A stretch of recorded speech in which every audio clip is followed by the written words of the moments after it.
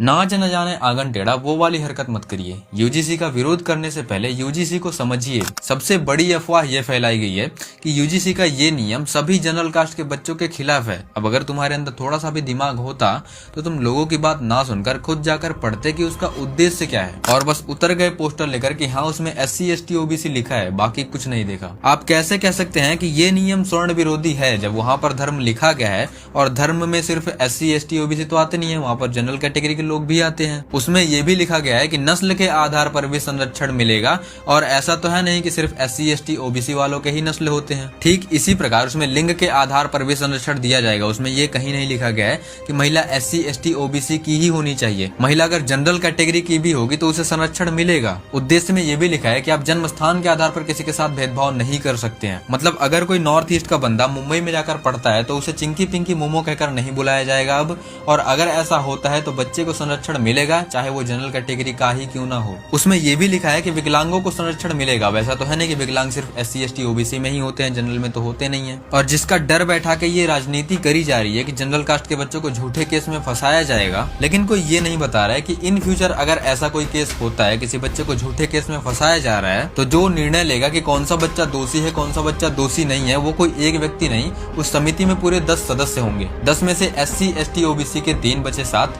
जिसमें से एक महिला होगी और एक विकलांग होगा। ये कहीं नहीं लिखा गया है कि वो SC ST OBC के ही होंगे, वो किसी भी कैटेगरी के हो सकते हैं। बच्चे 5 लोग, और वो भी किसी भी कैटेगरी के हो सकते हैं। ये भी कहीं नहीं लिखा गया है कि वो सिर्फ SC ST OBC के ही होंगे। अब अगर डिसीजन लेने वाले 10 लोग हैं और 10 लोग अपना अपना पर्सपेक्टिव देंगे, अपना अपना पक्ष रखेंगे, तो ऐसा तो है नहीं कि किसी बच्चे को झूठा फंसा दिया जाएगा। अफवाहों से दूर रहिए और सही जानकारी के लिए फॉलो कर सकते हैं। जय हिंद, जय भारत दोस्तों।